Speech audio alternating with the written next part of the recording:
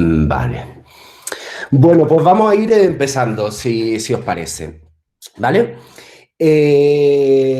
Os digo el título, aunque lo veis claramente en la diapositiva, ¿vale? Estamos ante la ponencia a desarrollar hoy, día 14, para Despegando, y se llama La música y el silencio como motores de creación contemporánea. En la ponencia a desarrollar se va a poner en cuestión la música, ¿no? Desde uno de los significados que particularmente y subjetivamente creo que es más interesante, ¿no? Que es cuando posee algo en común o un vínculo directo con lo sensible, con lo emocional, también, por supuesto, con lo conceptual, con lo intelectual, con la vida de cada individuo, ¿no? Con nuestras propias experiencias. Se van a conocer grandes artistas, muy poquitos porque tenemos una horita nada más, pero que experimentan, unos han experimentado y otros siguen experimentando con las posibilidades de la música, del absurdo y también de la transgresión más provocadora. Algunos de los que vamos a ver van a ser Glenn Gould, Eric Satie, John Cage o, por irme a uno más actual, pues, por ejemplo, Plastic Man. Lo que se pretende con la ponencia es conocer a aquellos artistas que han sido transgresores y provocadores en su época para entender cómo se puede ser transgresor y provocador hoy en día. Porque si queremos serlo, si queremos buscar esos límites o desobedecer las reglas, lo podríamos llamar también, es interesante saber qué se ha hecho antes y qué se está haciendo ahora para ofrecer un producto interesante, ¿no? Además, vamos a hablar de transgresiones o de provocaciones que no solo se limitan a hacer ruido por hacer ruido, sino que lo más interesante es que hacen pensar, es que buscan nuevas posibilidades dentro de la música, dentro de la plástica, de lo visual. Como veréis, vamos a conectar todo como si fuera una columna transversal. La idea es buscar, al igual que el pintor huye del caballete, o el escultor huye de la peana, o el videoartista huye de los soportes más convencionales, pues el músico también busca esos límites. Pues eso es lo que quiero explicaros aquí un poquito.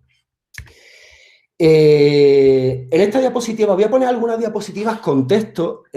Yo no soy muy amigo de los textos en las presentaciones, pero creo que en este caso sí es importante que entendamos esas afirmaciones que se dieron hace siglos, algunas, para entender también un poco más la estructura, ¿no?, de la ponencia en sí.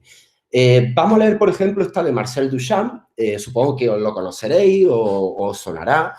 Del mundo de la vanguardia, el surrealismo, el dadaísmo, el arte objetual, el ready-made, todo eso son palabras clave, digamos, que podían definir a Marcel Duchamp.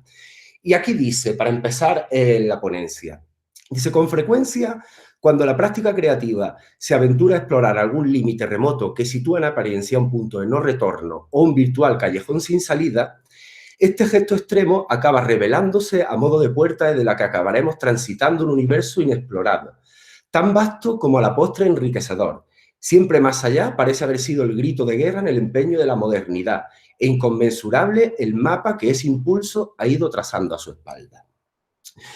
Aquí se va a explorar, se ve claramente ya en estas palabras cómo se va a explorar ese recorrido que transita la música en otros territorios que no son puramente musicales, como pueden ser la poesía, la mística, la filosofía, la plástica, optando, eso sí, a modo de emblema, podríamos decir, por aquel umbral, ¿no?, de invocación que John Cage hizo al silencio en su legendaria obra 4 minutos 33 segundos, que luego nos detendremos en ella como se merece.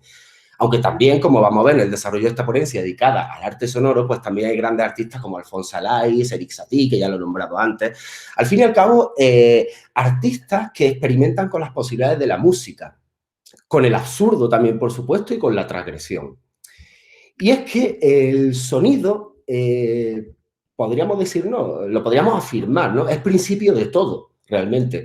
El sonido es lo indestructible. Funda incluso nuestros sueños. Está ahí incluso cuando no podemos oírlo, también está ahí el sonido. Y quizás por ello, el libro tibetano de los muertos, que por eso lo pongo aquí, está concebido para ser escuchado y no para ser leído, a pesar de ser un texto, claro está, ¿no? De ahí que su título verdadero sea La liberación por audición durante el estado intermedio. Es un libro, ¿no?, de eso no cabe la menor duda, pero para ser oído en todo momento. Y eso ya creo que es interesante, creo que es un punto de partida.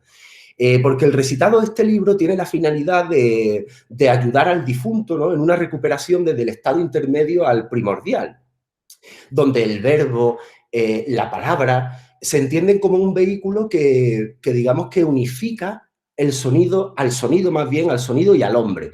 Así el cuerpo, ¿no?, pues tendrá una plena acogida a través de distintos niveles de sensibilidad rítmica, acústica, armónica, ¿no? Convierte, digámoslo así, al mundo natural en el mundo de los sonidos. Os voy a poner, para que lo escuchéis un pelín y también entendáis un poquito lo que os estoy diciendo, ¿no? Esta manera de recitar y la importancia de que este libro sea escuchado, ¿vale? U oído, ¿no? Pero no leído. Os lo pongo. Confirmarme también, porfa, si lo escucháis. El proceso. En ¿Sí? caso de que la transferencia se realice satisfactoriamente, no hay necesidad de que el bardo todo sea leído. Pero si la transferencia no fue llevada a cabo de forma óptima, entonces debe leerse el todo de manera clara junto al cadáver. Si el cuerpo no está presente, quien lee el texto debe exponer el poder de la verdad, ubicándose en el lecho o asiento que el difunto utilizaba en vida. No permitas que tu pensamiento... Bueno, yo creo que se nota un poquito lo que yo he comentado, ¿no? Ese ritmo, esas pausas, el timbre de la voz, cómo se cuida absolutamente todo, porque lo importante aquí, las palabras, por supuesto, el contenido, pero el cómo se expresan, la herramienta, la voz. En este caso lo importante es la voz y no la mano o la pluma, no del que escribe. Por eso creo que es interesante que también conozcáis esta particularidad, ¿no?, del libro tibetano de los muertos. Y es que realmente se podría construir la historia de la humanidad, y vosotros lo sabéis, ¿no?, haciendo un estudio de sus sonidos originarios, cómo se han especializado, cómo se han dilatado en el tiempo, cómo se hacen armónicos o estallan ante nosotros. También observamos procesos, ¿no?, en los que el intento final es volver al sonido más sustancial, a lo primigenio, a lo minimal, al germen, ¿no?, como hicieron compositores de la talla del austríaco, Anton Weber, por ejemplo, o el ya nombrado John Cage. Su obra se acercan tanto al vacío que se transforman en silencio puro. Y eso también es muy interesante, porque estamos en presencia de una música que digamos que ya no ha sido creada para ser escuchada con el oído, sino más bien para ser escuchada con la conciencia. Quizá esto, y puede ser como una anécdota, pero quizá esto le ocurría también a las últimas obras de Beethoven, ¿no? Piezas perfectas como los cuartetos postreros, o la novena, o la misa solemni. Tener en cuenta que provenían de la cabeza de un compositor sordo, que ya sufría solo por intentar escuchar sus propias composiciones, sus propias creaciones, ¿no? Él estaba realmente viviendo una música nula, una música sin sonoridad, pero a la vez música en estado puro.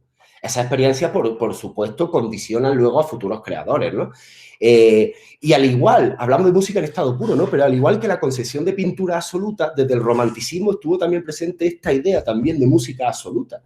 Se trataba de una música puramente instrumental y fue considerada como el arte supremo, degradando el resto de las artes a un nivel inferior.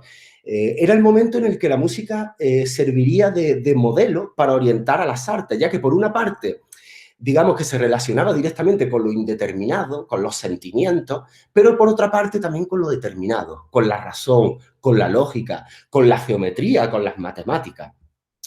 En un texto también de Schopenhauer, perdón, pido disculpas otra vez por el texto, pero creo que es muy interesante leerlo, hablamos de 1818. En este texto de Schopenhauer, este da un giro especulativo, ¿no?, a la idea aforística, ¿no?, que tenían los románticos. Lo leo rápidamente. Bueno, rápidamente, pero con el ritmo que merece. Muy lejos de ser una mera ayuda para la poesía, la música es ciertamente un arte por sí misma, más aún la más poderosa entre todas, y por eso alcanza sus objetivos por medios propios. Ciertamente no necesita las palabras del canto o el montaje de una ópera, nunca expresa la apariencia, sino solo la esencia interna, la identidad de todas las apariencias, la voluntad misma. y sin ningún tipo de detalle, en su forma desnuda, sin sustancia, como un mundo puramente sobrenatural, sin materia. En ese sentido, se asemeja a las figuras geométricas y a los números, como formas generales de todos los objetos posibles de la experiencia y aplicables a priori a todos ellos. Pues la música, como queda dicho, se diferencia en eso de todas las demás artes, que no es imagen de la apariencia, o mejor dicho, de la propia objetividad de la voluntad, sino imagen inmediata de la voluntad misma, y por tanto representa la metafísica de todo lo físico del mundo, el objeto en sí mismo de toda apariencia. Perdón por que tengáis que digerir estos textos un viernes a las 6 de la tarde, pero creo que es interesante porque aquí se está hablando del simulacro, se está hablando de la apariencia, se está hablando de los segundos significados. En el 1800, algo muy característico dentro del arte contemporáneo y de las vanguardias de hoy en día, independientemente de la disciplina, la música, la pintura, poesía, es una característica esencial, pues ya se hablaba en el 1800 de esa necesidad. He aquí entonces los dos caminos, los dos conceptos, realidad y apariencia, que determinaron la música de los siglos XIX, XX y XXI y que representan, al aparecer en la misma época, pues las dos caras de una misma moneda, ¿no? Son hermanas, pero también en algunos momentos son enemigas por igual, y creo que eso es muy atractivo. Es más, para el poeta y crítico francés Stéphane Mallarmé, uno de los grandes del siglo XIX y antecedente, claro, de las vanguardias, ¿no?, que marcarían el siguiente siglo, para él la música no es solo melodía, la interpreta de un modo muchísimo más sutil, personal y profunda. Para él es como el esfuerzo, a veces me pongo muy metafórico, perdonad, pero vengo del mundo de las artes, pero es como si el poeta, cuando hace el esfuerzo por hacer propia la estructura interna de sus palabras, pues eso es lo que consigue él con la música. O sea, lo que le está dando, o la característica que le está dotando a la música es de personalidad y singularidad. O sea, la originalidad tan buscada hoy en día por cualquier creativo, pues es eso que ya Stéphane Mallarmé en el 1800, pues ya hablaba de darle importancia en la música, ¿no? De darle esa personalidad en lo creativo, siempre atendiendo ahora mismo al campo musical. Como podemos apreciar, nada más que por lo poquito que he hablado, ya sabéis que sería imposible abarcar en una sola ponencia y de una hora, intentaré no pasarme demasiado, todos aquellos artistas, ¿no?, que han dejado huella, ¿no?, por su experimentación en el ámbito musical. Esto podría ser tema incluso para otra conferencia, pero sí nos vamos a detener en algunos, ¿no?, que por el uso y la relación que han hecho de la música son considerados transgresores, desobedientes, o infractores de las reglas que les rodeaban en su momento. Vamos a hablar, por ejemplo, de Glenn Gould y la profecía magnetofónica. Este juego abstracto musical, o como lo queramos llamar, del que acabo de hablar, ¿no?, de romper las reglas y eso, fue perseguido por Glenn Gould. Él era un pianista canadiense con un gran interés por las nuevas tecnologías. Llegó a especializarse en las técnicas de grabación de la época y fue de los primeros intérpretes clásicos en experimentar con técnicas digitales. Cada grabación él la preparaba como si fuera una obra única. Publicó más de 60 discos con un repertorio, bueno, que desde Bach hasta Beethoven. Era un tío, además, excéntrico, a la par que encantador. Hay vídeos por ahí que se pueden ver de él. Se presentaba a los conciertos con guantes, con abrigo largo, con bufanda, independientemente del calor que hiciera. Pero lo más interesante de él es su silla, si la estáis viendo en la imagen. Es una vieja silla de madera que la llevó siempre en todos sus conciertos, con respaldo, casi sin asiento, como veis, totalmente reventado, y con las patas cortadas, que cuando empieza a tocar, aquí es que lo estamos viendo antes de tocar, pero cuando empieza a tocar, la nariz le queda justo a la altura del teclado. O sea, crea un escenario que es como la performance más contemporánea. Es brutal. Y hoy en día, esa silla está considerada como un objeto escultórico de culto, cargado de energía. Se expone en museos de música. La silla totalmente destrozada y reventada. Como veis, ya tenemos aquí un acercamiento de lo musical transformado en objeto.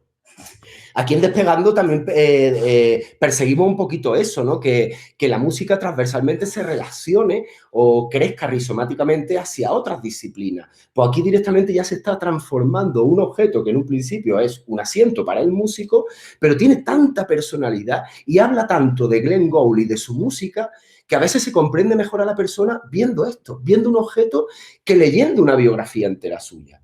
Por eso la importancia de considerar su silla como un objeto artístico. No era raro, además, escuchar, volviendo un poquito a las grabaciones, ¿no?, que hemos hablado antes de Glenn Gould, no era raro escucharlo a él, cantar en sus propias grabaciones, tararear, porque él creía que cualquier cosa que pasara en el estudio de grabación debía formar parte de su producción. Eso lo hacía que se dotase de una técnica sorprendente. Sus grabaciones más son un referente para todo músico hoy en día. Se pueden encontrar por internet sin problema, ¿vale?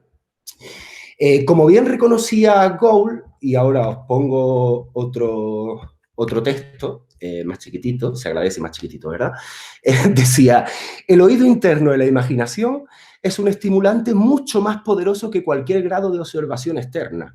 Nunca dejen de ser conscientes de que todos los aspectos de lo que han aprendido y aprenderán son posibles por su relación con la negación, con lo que no es o lo que parece no ser. Lo más impresionante del hombre, quizás lo único que le excusa de toda su idiotez y brutalidad, es el hecho de que haya inventado el concepto de lo que no existe. Aquí ya le están dando importancia a lo nulo, algo que se va a repetir, ¿vale?, en esta conferencia un poco. Al silencio, a la negación. Eso ya lo tenemos aquí también presente en Glenn Gould. Él hablaba ya de una música en negativo, realmente.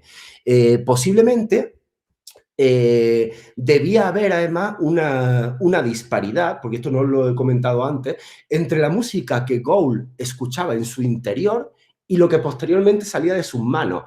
Esto se debía a que sufría el síndrome de Asperger.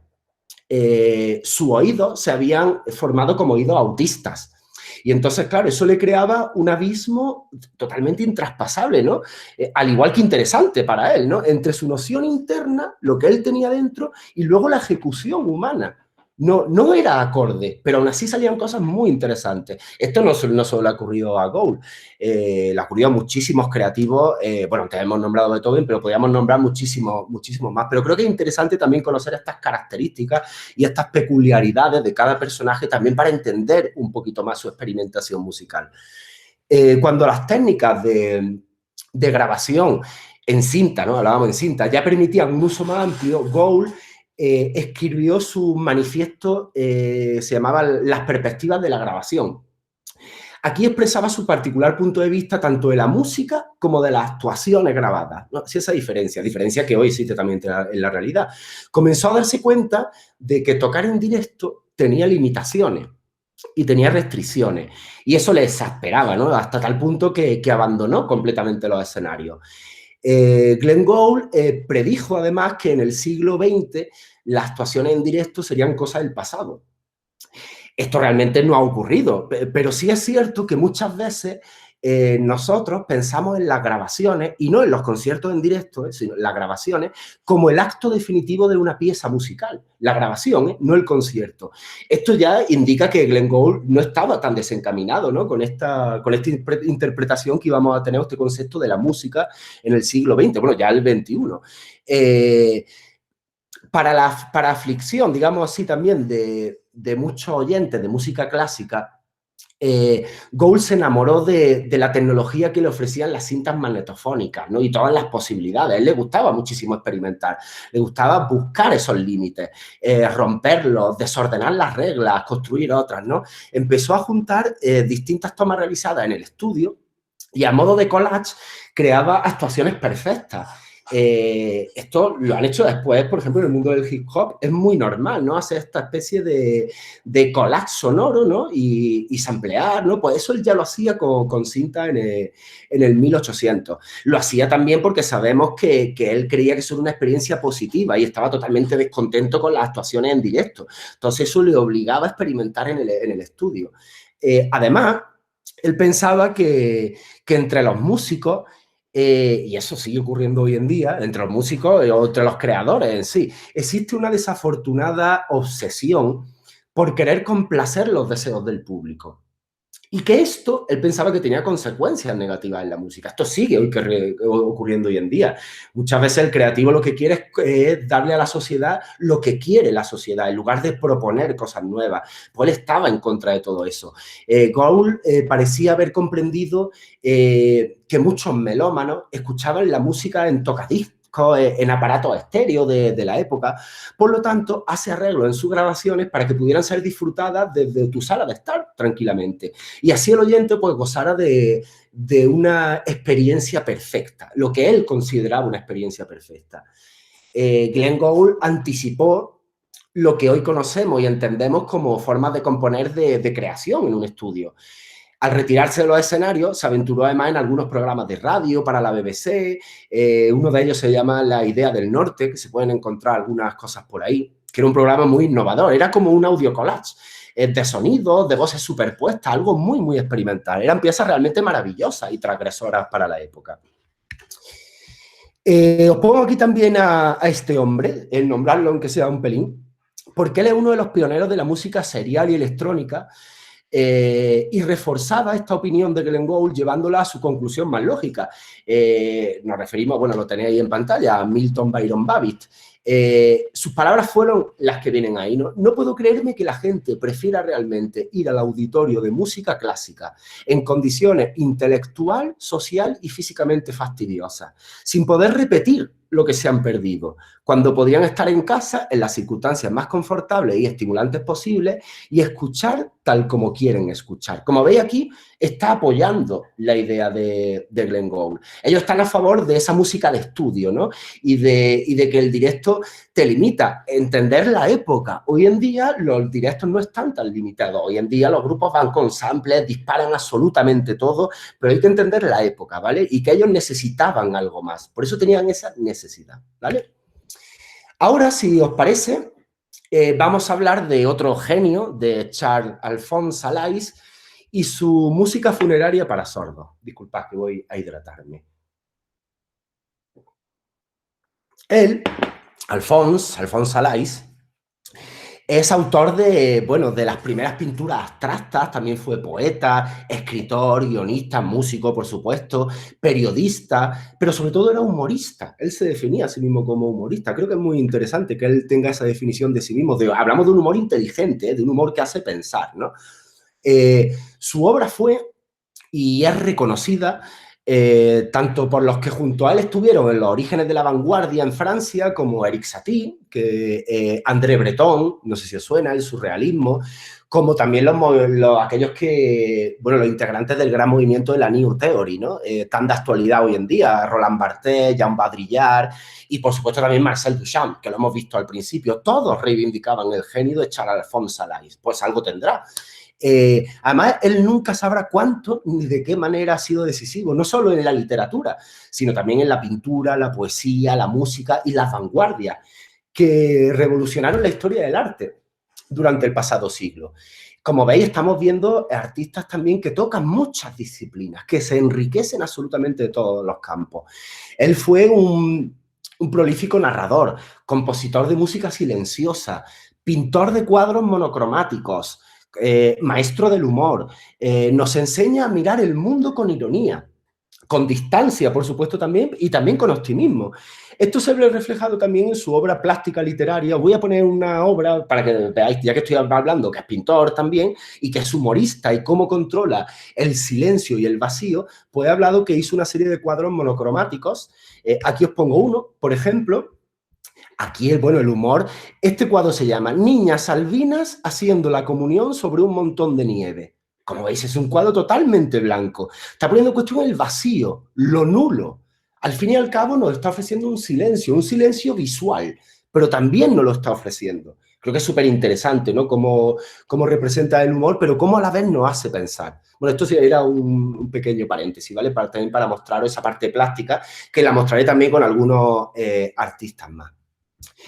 Pero mucho antes de que John Cage, que es como el eje central, ¿no? de la ponencia, mucho antes que él se anticipó, digamos, en la creación de la primera composición musical minimalista. Es lo que tenéis ahora mismo en pantalla, ¿vale? La marcha fúnebre compuesta para las exequias de un célebre hombre sordo. Como veis, también hay humor, hay silencio, está todo lo que queremos hablar. Es una página de composición completamente en blanco, no tiene ni una sola nota, pero esto tiene un porqué. Es que para Alphonse Alais las grandes penas son mudas. Para él el dolor se vive solo, se vive en soledad y se vive en silencio. Por eso tenía la necesidad de representar esta obra, ¿no? Como veis, se caracteriza por su humor basado en la lógica del absurdo. Sin embargo, lo que es objeto de estudio también en esta ponencia es su faceta pictórica y musical, ¿no? Lugares comunes, digámoslo así, en los cuales sigue desarrollando su lado humorístico y convirtiéndose en un especialista de la teoría del absurdo, que creo que es muy interesante. Alphonse Alais creó también varias obras que presentó en el Salón de Arte de los Incoherentes. Esto fue un movimiento artístico liderado por André Levy, tampoco me voy a detener un poco en esto, pero cuyo principio era la risa, era no tomarse nada en serio. Marcel Duchamp, que lo hemos visto justo al principio con el texto, también participó, por ejemplo, en el Salón de Arte de los Incoherentes con su obra El urinario, que supongo que la conoceréis, el famoso urinario de Marcel Duchamp, ¿no? Cómo lo descontextualizaba y lo ponía en una sala de exposiciones. También, por supuesto, consiguiendo la risa, pero hablamos eso de una risa que va ligada a un acto puramente intelectual, ¿vale? Su originalidad, ahora volviendo a Alais, no a Duchamp, consistía en ser una caja abierta, ¿no? Para lo que se llamaba obra de arte. En los artes, bueno, y en el Salón de Arte y los Incoherentes, hasta el dibujo de una persona que no supiese dibujar, eso ya era una obra incoherente, porque lo estaba ofreciendo una persona que no sabía dibujar. Jugaban automáticamente con eso. También con el arte nulo, con el arte outsider, donde se puede utilizar cualquier tipo de material, cualquier tema. La única finalidad era la risa intelectual, pero por cualquier medio. Aquí os pongo el prefacio, que creo que es muy bonito leerlo, de lo que hemos visto ahora mismo, ¿no? De la marcha fúnebre compuesta para un hombre sordo. Pues este es el prefacio. Traducido. El autor de esta marcha fúnebre se ha inspirado para su composición en ese principio aceptado por todo el mundo, que los grandes dolores son mudos. Siendo mudos los grandes dolores, los ejecutantes deberán ocuparse únicamente en contar los compases, en vez de entregarse a ese alboroto indecente que retira todo carácter augusto a las mejores exequias. ¿Vale? Está hablando de esos dolores, como él siente el dolor. Piensa que lo tiene que vivir en silencio. Por eso su obra es muda y por eso está en silencio. Solamente tienes que contar los compases que tenemos aquí. ¿Qué más os puedo comentar? Bueno, vamos a pasar a Erik Satie. Erik Satie, que va muy conectado. Ya veréis cómo todo está muy conectado entre sí. Erik Satie y su música para no ser escuchada. Volvemos a hablar de la música nula.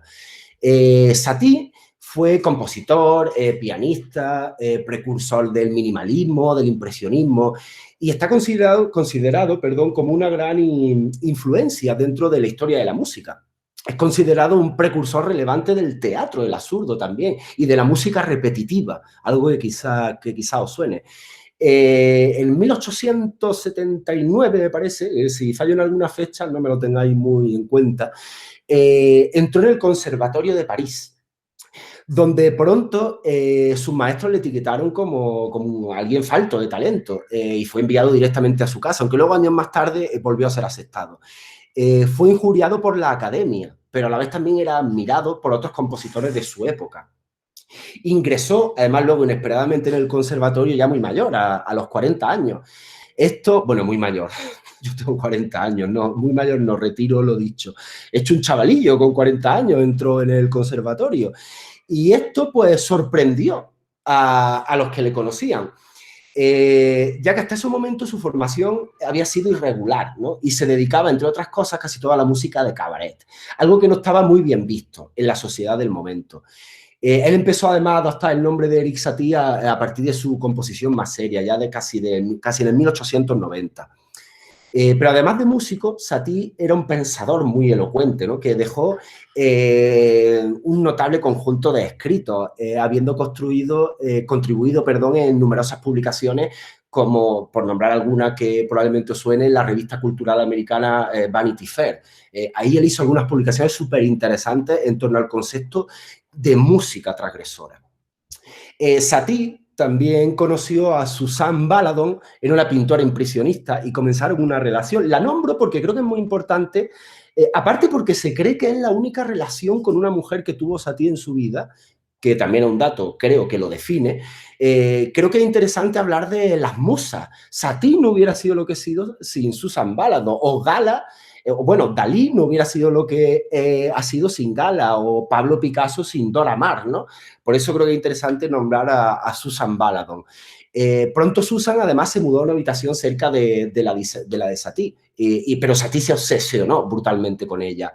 Susan lo pintó su retrato, se lo dio, pero luego se largó. 6 meses después se fue de allí. Y durante ese tramo en la que Satie estaba metido en un desamor brutal, compuso lo que se llaman las danzas góticas, que era como una especie de oraciones para hacer regresar la paz a su mente, porque ese desamor le había hundido totalmente. Luego ya a mediados de 1890 y largo, 97, 98, ya agotó casi todos sus recursos financieros. Tuvo que buscarse además un alojamiento muy barato, una habitación que no era mucho más grande que un armario. Además, en esa época es cuando retomó también algo muy interesante, que es el contacto. Digo muy interesante porque hay... podemos leer cartas, ¿no? Igual que Vincent Van Gogh también se escribió con su hermano Theo, pues Erik Satie también se escribió con su hermano Conrad. Y ahí vamos, bueno, cómo estaba regular económicamente, le revelaba su auténtico sentimiento. Y creo que es muy interesante leer a veces esas cartas por lo mismo, para entender las experiencias que ha vivido cada compositor y entender más por qué también sus actos creativos. Por ejemplo, en las cartas que se dirige a su hermano se hace patente que había dejado de lado sus sentimientos religiosos, ¿no? Que no los retomaría hasta los últimos meses de su vida. Algo muy típico, ¿verdad? No te acuerdas de Dios hasta que ya te va llegando la hora. Las primeras obras, además también de la década de los 90, ya que estoy en un pelín de esta época, tendrán influencia también en las composiciones de Debussy. Claude Debussy, si luego queréis estos nombres, yo los puedo pasar, ¿vale?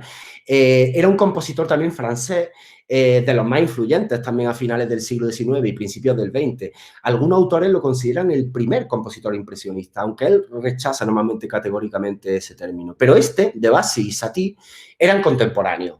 Pero la tremenda revolución musical desarrollada por el genio de Debussy no podría haber sido posible sin la obra de Satie. Igual que a su vez los hallazgos musicales de Debussy fueron también esenciales para entender la música de Satie y su evolución. Luego más en adelante sobrevivió un poco como pianista de cabaret, adaptando más de un centenar de piezas populares para piano, para voz, y a veces incluía también algunas propias. Pero en sus últimos años, cuando ya se acuerda, ¿no?, de la religión y de Dios, Satie rechazaría totalmente esa música de cabaret que le había dado de comer, porque consideraba que era perversa, que era contraria a su naturaleza. Solo algunas composiciones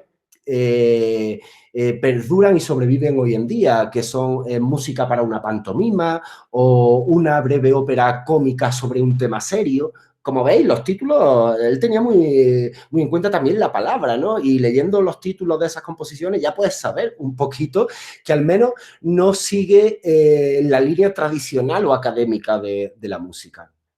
En cuanto a los motivos, ¿no?, que le llevaron a Satie a volver a la aula, con los 40 años que he dicho antes, posiblemente había 2 razones. Primero, estaba cansado de que le dijeran que la armonía de sus composiciones era errática, crítica de la que tampoco se podía defender mucho, ¿no?, ya que él no había acabado su estudio en el conservatorio, por eso lo retoma. Y luego, en segundo lugar, estaba desarrollando la idea de que una de las características de la música francesa era la claridad, ¿no?, que se podría conseguir mejor con un buen conocimiento de cómo se percibía la armonía más tradicional. Musicalmente rechazó de forma más intencionada, desde su primera hasta su última composición, la idea de desarrollo en el sentido más estricto del término. Buscaba desarrollos más experimentales. En general, no creía que el compositor debiera tampoco quitarle al público más tiempo del estrictamente necesario. Él pretendía evitar el aburrimiento. Eso es una clave también fundamental a la hora de querer componer, evitar el aburrimiento. Por eso todo estaba muy estudiado. Su costumbre de acompañar más las partituras de sus composiciones con comentarios de todo tipo, la podéis buscar por internet, composiciones de Erik Satie, veis que están llenas de garabatos, ¿no? Hasta tal punto de que se tiene que seguir insistiendo hoy en día que estos comentarios no tienen que leerse durante una interpretación musical. En esta época, además, deja de usar líneas divisorias para separar los compases, pero la verdadera aceleración en la vida de Satie no vino del éxito creciente de sus obras para piano, sino de formar parte de todas esas corrientes vanguardistas que se desarrollaban en París en los años siguientes. La influencia de Satie convirtió a París en la capital artística de la época, cuando el comienzo del nuevo siglo pareció entusiasmar, ¿no?, a tantos. Al principio, Satie se sintió halagado de que al menos algunas de sus obras recibieran atención pública, pero cuando se dio cuenta que su trabajo más reciente, el más experimental, estaba siendo minusvalorado, despreciado, pues buscó a otros artistas jóvenes, normalmente, que comprendiesen mejor sus ideas actuales con el fin de encontrar un apoyo en la actividad creadora, un crecimiento, eso que también creo que se debe dar en Despegando. Y como resultado de este contacto, pues comienza a publicar nuevos escritos, mucho más irónicos que los anteriores. Tenemos, por ejemplo, Memorias de un amnésico. Como veis, el título ya es brutal. Cuadernos de un mamífero. Cuadernos de un mamífero, mira, lo tengo por aquí, no sé si lo veis bien, pero es una pasada de libro, ¿vale? Os aconsejo su lectura. Voy a dar un salto un poco más grande, siguiendo a Satie, pero voy a hablar rápidamente porque creo que es interesante también. No sé si conocéis a Jean Cocteau. Él fue un poeta, novelista, dramaturgo, diseñador, crítico, cineasta, de todo. Satie tuvo una pequeña relación también con él en 1915, si no me falla la memoria, donde comenzó a trabajar en la música incidental para una puesta en escena de la obra de, seguro que la conocéis, de Shakespeare, El sueño de una noche de verano. Desde 1916, Satie y Cocteau trabajaron en el Ballet Parade, con decorado y vestuarios de Pablo Picasso, por ejemplo. Y a través de Picasso, Satie conoció a otros cubistas, como Georges Braque, con el que trabajó en muchísimos proyectos. Con esto hago hincapié porque creo que es interesante que vosotros también tengáis esa idea de la creación, ¿no? De dejaros empaparos, de no ser un proyecto cerrado, de ser abiertos para crecer, al fin y al cabo, en conocimiento, porque seguro que tenéis todo que aprender de los demás, absolutamente todo. Aquí pongo, por ejemplo, una pieza, ¿no? Estas colaboraciones que digo que tiene con Picasso, con artistas, ¿no? En este caso es con Man Ray, el que aparece en la foto, ¿no? Porque desde 1919 estuvo en contacto con Tristan Tzara, que es el fundador del movimiento dadaísta. Pero a raíz de conocer a ese fundador, pues conoció también a Duchamp, a Francis Picabia o a Man Ray, ¿no? Con Man Ray hizo pues esta pieza, El regalo, que es una plancha con distintos clavos. Está inspirado en la música, son como notas de una partitura, ¿vale? Aquí la música se está yendo también a la parte más objetual. Él usó escalas inusuales en la música occidental, lo que hizo posible que posteriormente también se pudieran hacer usos no tonales de la tonalidad, lo que hoy en día llamamos desafinar. Es escapar al desarrollo musical típicamente wagneriano, pues eso es lo que él buscaba. Aunque el talento y el valor de Satie como compositor haya sido cuestionado mientras vivía, en la actualidad se le reconoce sin lugar a dudas como un visionario, ¿no? Sus ideas eran distintas a las que, bueno, distintivas más bien del siglo XX. No solo abrieron nuevos terrenos en el campo de la armonía y del ritmo, sino que introdujeron nuevas formas de pensar sobre el valor y el propósito de la música propiamente dicha, buscar nuevas posibilidades. Fue creador de una música independiente, simple, irónica también, por supuesto. Satie es considerado también el precursor bueno, en distintos ámbitos. Debussy, por ejemplo, Claude Debussy, que lo he comentado antes, lo veía como un descubridor de nuevas armonías. John Cage lo veía como el pionero de la música sin intención. Lo que no se sabe es si Satie llegó a hacer esto o no, o otra cosa de manera consciente o por casualidad. Eso tampoco se sabe. Pero Satie continuó trabajando con novedosas armonías, como sucede, por ejemplo, en las nocturnes, o aventurándose en aspectos técnicos, como lo hizo en la partitura para una secuencia fílmica que se llamaba el Ballet Relaxe, con la que ya anticipó a John Cage a planear la música según la duración de las secciones. Luego lo veremos cuando hablemos de John Cage. Introdujo también el concepto de música de mobiliario, para aquellas obras escritas como música de fondo. Es lo que hoy en día conocemos como música ambiental, ¿vale? Este concepto viene de Erik Satie. Él dice, debemos lograr una música que sea como el mobiliario, es decir, una música que forme parte de los ruidos del medio ambiente, los tenga en consideración. La concibo como melodiosa, suavizando los ruidos de los cuchillos y tenedores, sin dominarlos, sin imponerse. Llenaría esos pesados silencios que algunas veces caen sobre los amigos que cenan juntos. Le evitaría tener que prestar atención a sus propios comentarios tribales. Y al mismo tiempo neutralizaría, los ruidos callejeros que tan indiscretamente entran en la conversación. Hacer este tipo de música sería la respuesta a una necesidad, ¿no? Estaba ya teniendo en cuenta toda esa música ambiental que también contextualiza de alguna forma. En definitiva, para estar interesados en la obra de Satie, primero podríamos decir que deberíamos de estar desinteresados, abandonar la idea de orden, de expresiones de sentimientos, las ideas estéticas que tengamos, olvidar nuestra herencia musical, aceptar que un sonido es algo más que un sonido, al igual que una persona es algo más que una persona. No se trata de la cuestión de relevancia, se trata de que él y su idea son indispensables para entender. Tenemos que desaprender lo aprendido. Podríamos decir que esta es la manera más interesante de acercarse a la obra de Satie. Vamos a pasar a John Cage. Os aviso ya que me voy a pasar un poquito el tiempo, ¿vale? Si no tenéis problema, sigo a mi ritmo, ¿vale? Y así no me acelera el corazón. Pero os aviso ya, ¿vale? Un poquito. Bueno, vamos a hablar de John Cage. Y silencio, por favor. Esta es, digamos, como he comentado antes, el leitmotiv casi de toda la ponencia, pero teníamos que ver previamente otros compositores que ya habían trabajado en la idea de la música nula. John Cage fue un compositor, instrumentista, filósofo, teórico musical, poeta, artista, pintor, pionero de la música aleatoria, de la música electrónica también, y por lo tanto el uso no estándar de los instrumentos musicales. Los críticos además le han aplaudido como uno de los compositores estadounidenses más influyentes del siglo XX. Fue decisivo en el desarrollo de la danza moderna también, principalmente a través de su asociación y relación sentimental que tuvo con un coreógrafo, se llamaba Cunningham, perdonad, pero no recuerdo el nombre, pero Cunningham. Entonces también por eso fue decisivo en el desarrollo también de la danza moderna, gracias a esta unión súper importante con este coreógrafo. Entre sus maestros estuvieron Henry Cowell, Schoenberg, conocidos por sus innovaciones radicales, por supuesto, dentro de la música.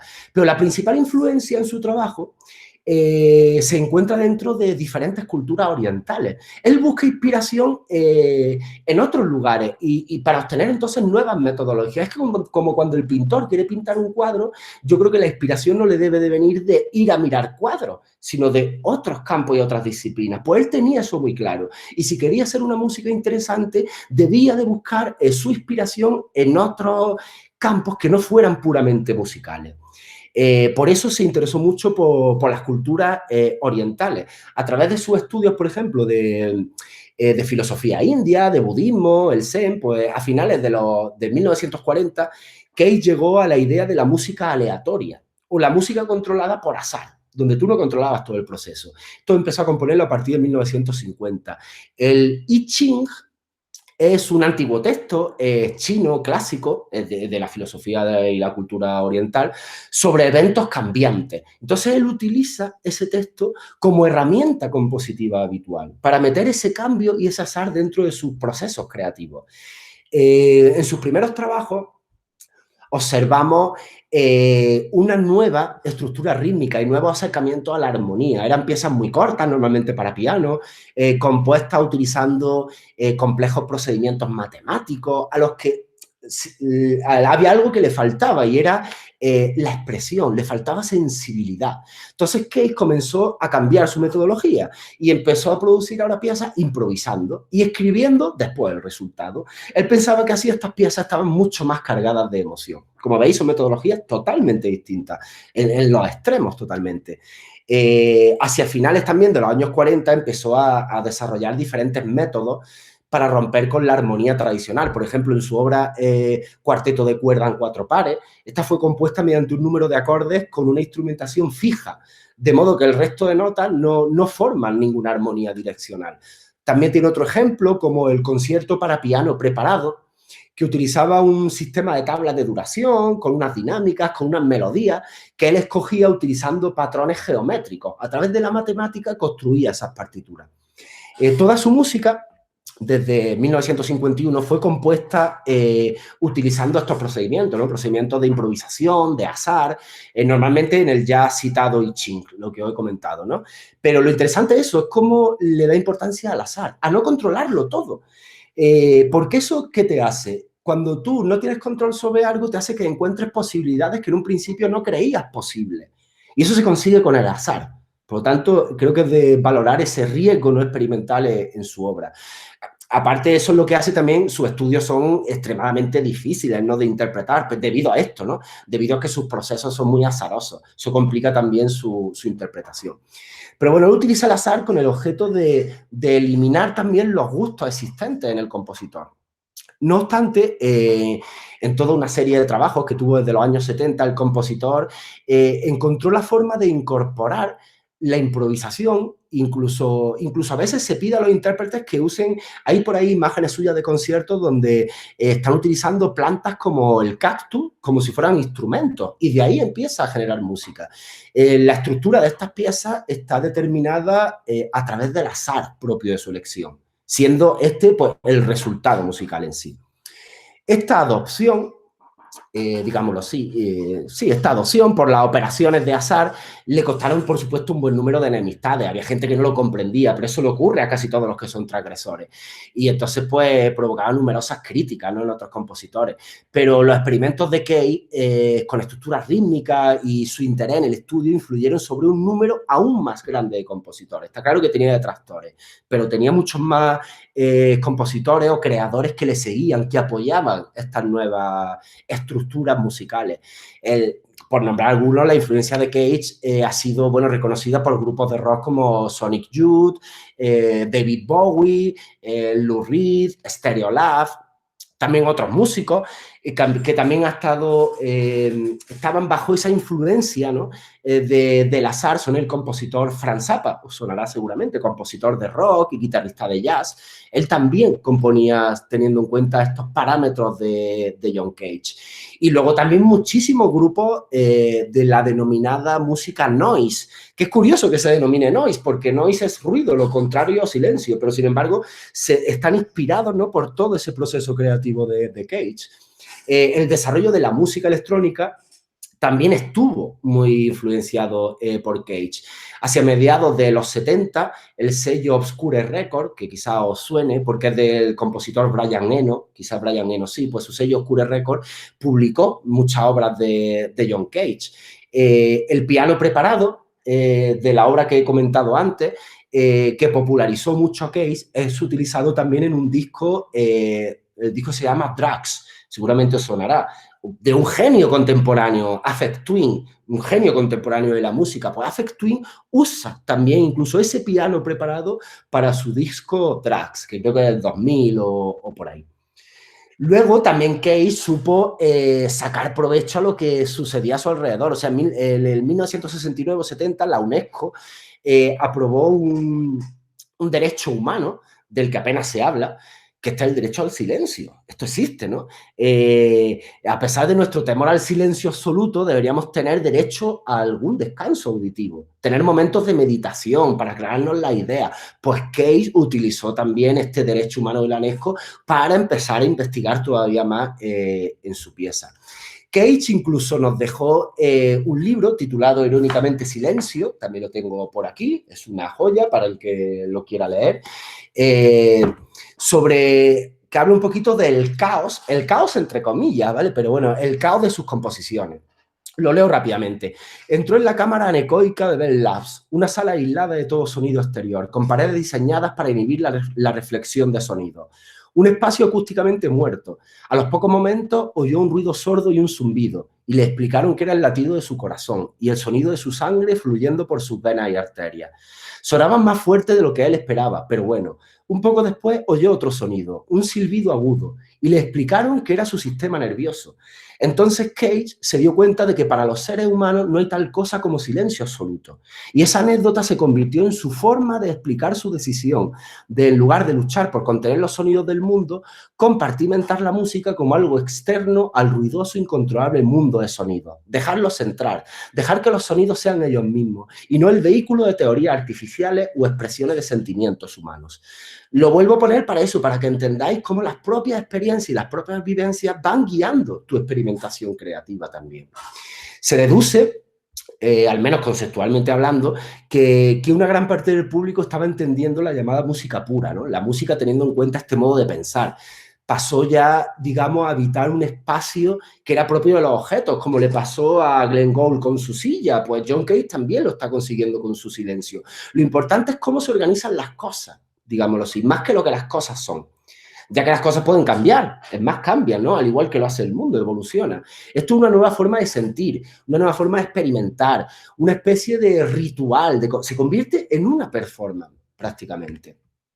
Aquí os meto, hablando de este ritual, de estos teatros, de estas performances, os meto esta diapositiva aquí, de estos del año 2006, actuaron en el Festival de Cultura y Música Avanzada, en el Sonar, una banda, yo no la conocía, tuve la suerte de verlo, se llamaban Sang-O.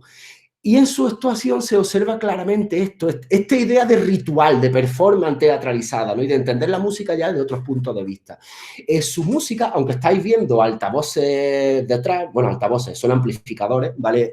Detrás, tú no escuchas nada cuando estás en el público. O sea, su música consiste en drones con sonidos a todo volumen que retumban y que van viajando por el público. Entonces tú solo escuchas lo que pase solamente en ese momento por tu cabeza. Lo demás lo tienes que inventar.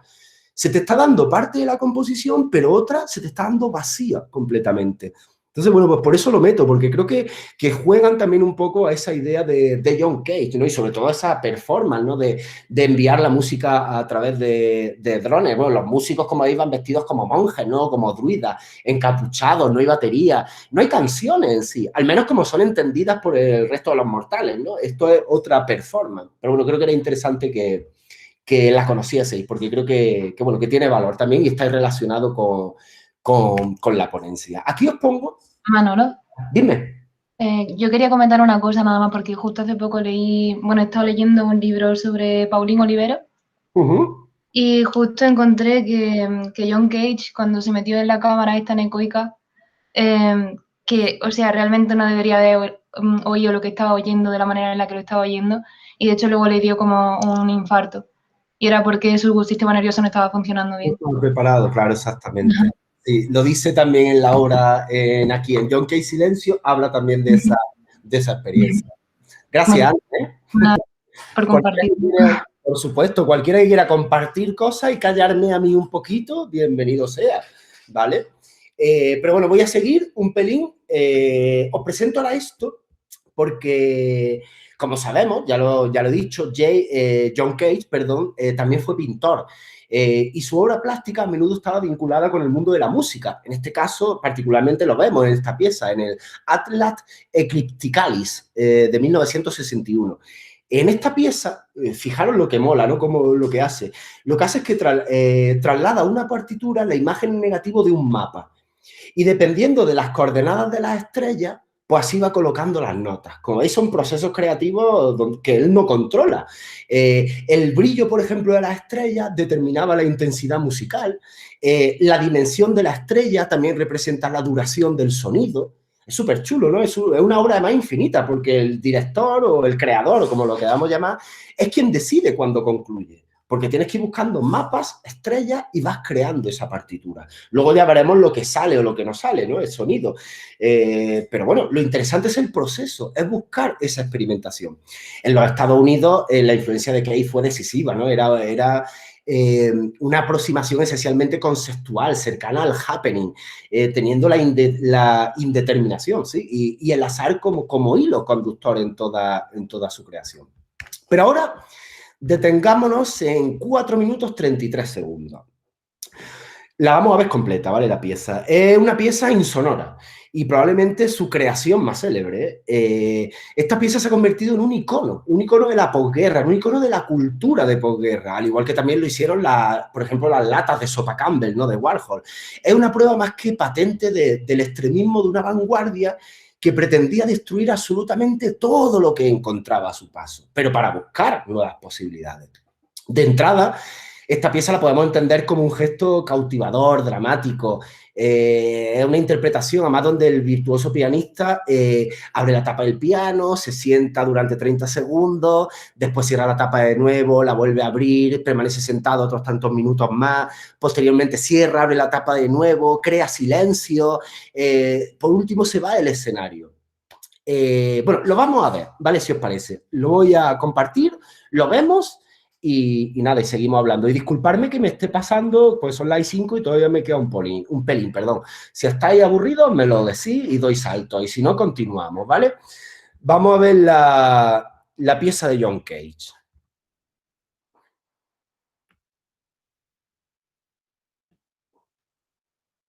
And now, a performance of John Cage's 433. Please welcome our soloist, William Marks.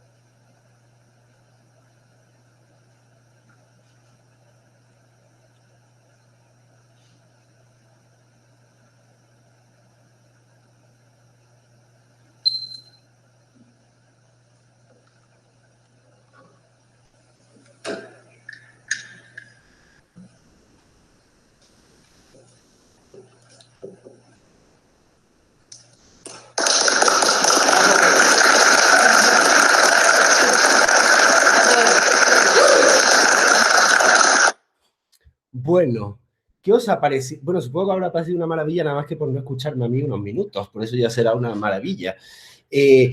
Bueno, a mí me parece una maravilla nada más que porque creo que es la primera canción que TikTok no va a ser capaz de estropear, por favor. O sea, para mí eso ya me parece genial. Pero cómo pone en cuestión el silencio, ¿no? Y vosotros qué pensáis, bueno, si queréis compartir la opinión conmigo, ¿pensáis que realmente él pensó en una composición musical cuando estaba haciendo esto? O a lo mejor le interesaba algo más como el gesto artístico en sí, ¿verdad? Más que la expresión musical. Además, algo que hay que tener muy en cuenta, porque no lo he dicho, pero creo que es primordial también, él contó para esta representación con Tudor, ¿no? Un músico que era un músico idóneo, porque él poseía un dominio indiscutible del instrumento que tenía delante. Pero, sin embargo, no lo toca, no lo palpa en ningún momento. Pero sí se transmite la emoción. Si escucháis, a veces se oye gente reír, gente toser. Todo eso es lo que él le daba importancia para construir su música. Este vacío, además, vacío musical, inspiró también la conferencia de John Cage, que se llamó Conferencia sobre Nada. Como veis, él se mueve en la nada, el silencio. Él habla, ¿no?, de este espacio de tiempo. Dice, este espacio de tiempo está organizado. No hay que temer a estos silencios. Podemos amarlos. Esta es una charla compuesta, pues la estoy haciendo como hago una pieza de música. Es como un vaso de leche. Necesitamos el vaso y necesitamos la leche. O incluso es como un vaso vacío, en el que en cualquier momento podemos verter cualquier cosa. En nuestro camino, quién sabe, se nos podría ocurrir una idea. No tengo ni idea de si sucederá o no. Si sucede, permitámoslo. Considerémosla, algo que se ve momentáneamente, como por una ventana mientras viajamos. Si a través de Kansas, entonces, claro, Kansas. Kansas no se parece a nada en la tierra. Y para un neoyorquino es muy refrescante. Es como un vaso vacío, nada más que trigo. West Mice tiene importancia. Como veis, no para de darle vueltas al asunto para intentar demostrar estas segundas posibilidades. Y esa parte que Lasar forma cuando habla del vaso vacío, que se puede llenar de cualquier cosa, está hablando de esas posibilidades, ¿no? Lo que pasa es que lo hacen metafóricamente a través de la conferencia, a través de la palabra en este caso, ¿no? Con esta conferencia y a través de la música en 4 minutos 33 segundos. John Cage cada vez sentía más, un gran interés por una composición en la que los sonidos se liberan de las estructuras, aparecen, reaparecen de una forma más causal, ¿no? Sin apenas esfuerzo. El silencio y el azar eran capaces de producir un sinfín de variedades sorprendentes, fascinantes. El pozo donde Cage extraía su música parecía no tener fondo. Era increíble, ¿verdad?, la experimentación que estaba haciendo. Y el triunfo de 4 minutos 33 segundos se debe también a que es tratada más allá de una pieza musical. Es un objeto estético. Ha sido construida con materiales inusuales, porque es el silencio y el vacío, pero igualmente se ha construido. También podemos pensar en ella como concepto, el concepto de silencio, ¿no? Saber si realmente existe o no. ¿Existe la pieza o no existe? O también su significación, digámoslo así, más filosófica, ¿no? Ya que el compositor ha creado una pieza que no contiene sonido. Estamos ante el silencio del compositor como metáfora, ¿no? Pues todo eso representa John Cage. Ahora vamos a dar otro salto más rápido. Nos vamos a ir a un mundo ya más contemporáneo. Seguramente os suene Plastic Man y Matthew Herbert. Vamos a hablar de ellos para ver también cómo transgreden, ¿no?, realmente la música, y igualmente vienen inspirados por esos otros creadores. Centrándonos en Plastic Man, mucho antes, ¿no?, de que Richie Hawtin, para quien no lo sepa, Plastic Man y Richie Hawtin, se convirtiera en lo que es hoy en día una superestrella, ¿no?, del mundo del DJ, cerebro de la marca Minus, innovador tecnológico, icono de un estilo. Él se le conocía con el nombre de Plastic Man y está considerado como uno de los máximos exponentes de la música techno experimental. Entre el 93 y el 2003, Plastic Man creó un proyecto, un asombroso proyecto que no definía tanto un tiempo y un lugar concreto, sino que lo llevaba a su máxima expresión. Expandiendo, digamos, las dimensiones del techno de Detroit y redefiniendo las posibilidades de la música electrónica en sí misma. A través de varios álbumes, Consume, Artifact, Closer, pues se ha convertido en una de las voces más distintivas, ¿sí?, de la música electrónica contemporánea. Su estilo es minimalista y psicodélico como ningún otro, siempre consciente también de las trascendentes propiedades del sonido electrónico más puro. Sus discos por sí solo hubieran sido suficientes para convertirlo en una leyenda, estoy seguro. Pero Plastic Man también tenía otros proyectos. Se empezó a preocupar también por otras cosas. Y estas cosas eran algunas de las mejores y más alucinantes fiestas que la música underground electrónica había conocido jamás. Al fin y al cabo estaba convirtiendo en una performance esa fiesta. Eran experiencias estético-sonoras. Se basaban en un modelo, además, que Hawtin había visto cuando era adolescente en el legendario Music Institute de Detroit. Pues él vio unos escenarios que consistían en una habitación oscura, una sola luz, además, normalmente nada más, estroboscópica, y luego el sistema de sonido más potente que las paredes pudieran resistir. Vivió esa experiencia y entonces quiso incluirlo en su fiesta. Con estos elementos, entonces, empezaron a organizar eventos en los que cada detalle, absolutamente cada detalle, era pensado con el único objetivo de arrastrar cada día a la gente fuera de sus casas y adentrarla en lo desconocido, ¿no?, que eso siempre es muy atractivo. Estas fiestas ayudaron a crear una nueva escena musical. En un momento en el que la cultura de rave estaba llena de neones, pues las fiestas de Plastic Man se centraban en detalles más fundamentales, ¿no? Pero esto no era una simple vuelta o una estética retro. Ellos utilizaban materiales hechos a mano para crear sus propios mundos y experiencias. Los materiales y escenarios podían ser desde, no sé, tan básicos como un rollo de plástico negro que cubría las paredes y el tejado, o tan elaboradas como una fábrica de coches abandonada de 40.000 metros cuadrados. Transformaban siempre los espacios que usaban, que raramente volvían a utilizar, y siempre alteraban tanto el espacio que si volvía al día siguiente no sabía ni lo que había pasado el día de antes. Cada uno vivía la fiesta a su manera, envuelto en plástico negro cuenco resguardado entre kilos de espuma, había luces, cuencos llenos de fruta, piscinas llenas de peces de colores, tostadas de frambuesa bañadas en ácido, o sea, de verdad, absolutamente todo, era una experiencia para vivir. Eran eventos exclusivos, pero también inclusivos, ¿no? Se crearon con la voluntad de permanecer escondidos, excepto para aquellos pocos que se encontraban, ¿no? Y se unían a ellos por el camino, pero a la vez se abrieron a todos aquellos que querían hacer el esfuerzo por conocerlo. El nombre de Plastic Man, además, es inseparable del concepto que lo formó, la música, motivo por el que casi todo el mundo lo conoce, pero Plastic Man es mucho más. Sus grabaciones eran tan rompedoras como su evento y sugerían nuevas direcciones, nuevas formas para el techno o cada paso que daba. Es más, sus fiestas y grabaciones estaban siempre conectadas con, podríamos definirlo como un delirio dialéctico, podríamos definirlo. Sin saber además exactamente lo que se estaba embarcando y sin todavía haber inventado del todo o haber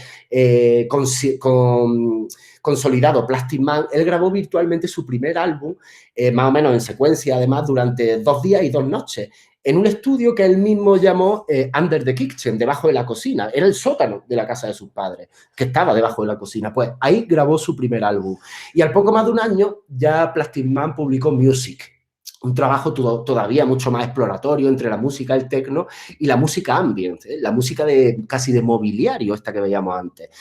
Transportaban a la gente a través de un viaje que iba desde la pasión a la locura hasta luego una calma totalmente sosegada. Bueno, ya sabéis, esos viajes que también tiene este tipo de fiestas y este tipo de música, que son de agradecer también, son más experiencias a vivir.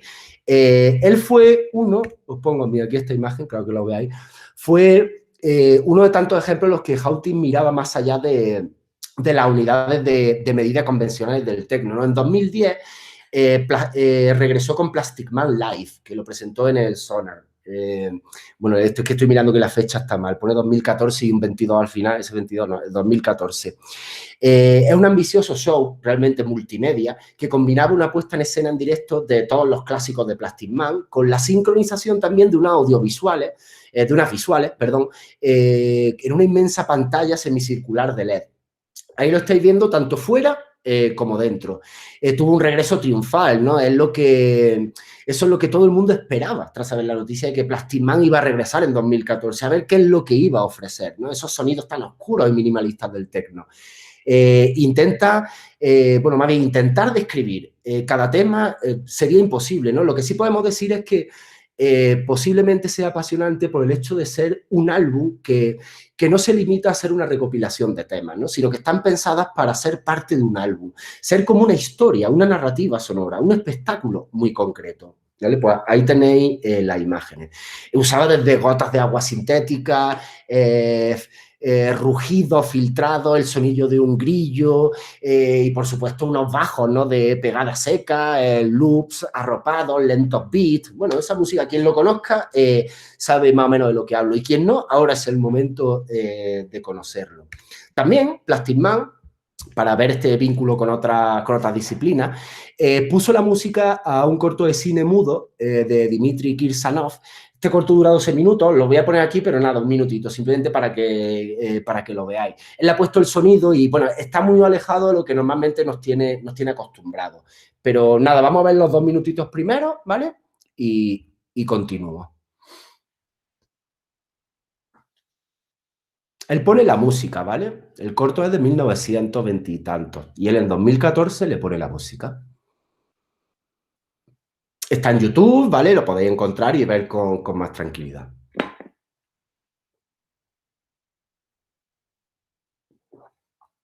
Ahora saldrá el sonido, ¿eh?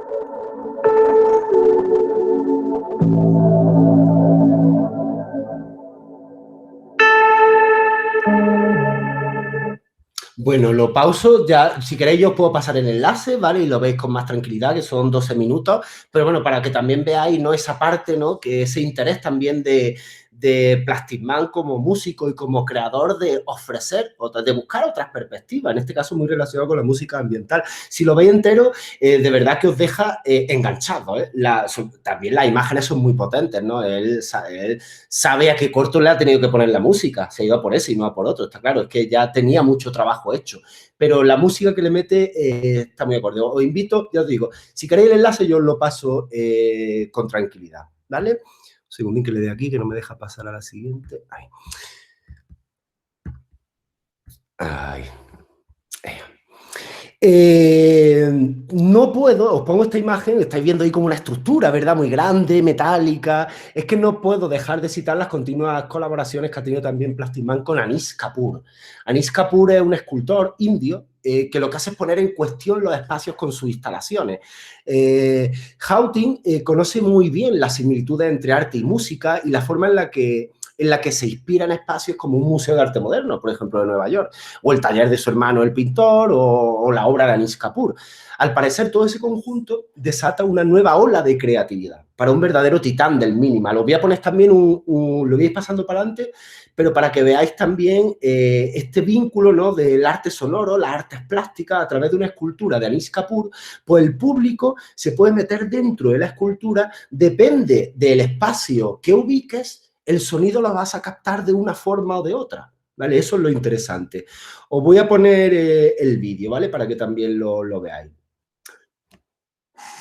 Lo pasaré de vez en cuando para adelante porque dura 8 minutitos, voy viendo un poquito y lo voy pasando un pelín para adelante, ¿vale? Porque si no os tengo aquí hasta las 8 o las 9.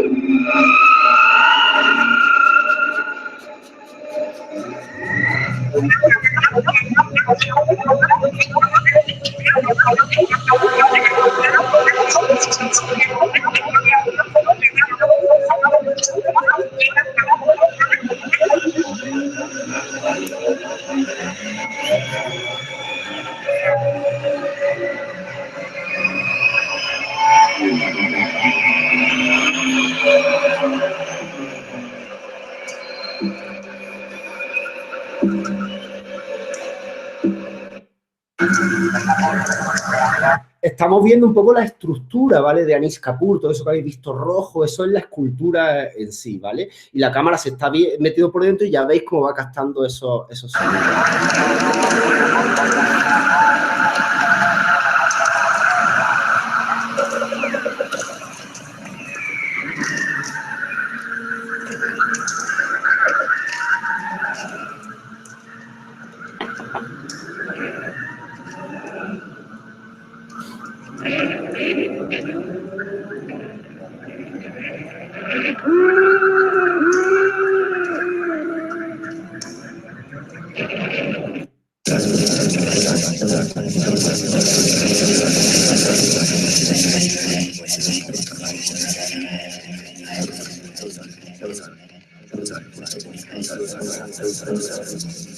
Ahí ya se está viendo el montaje, ¿no? Directamente en vivo.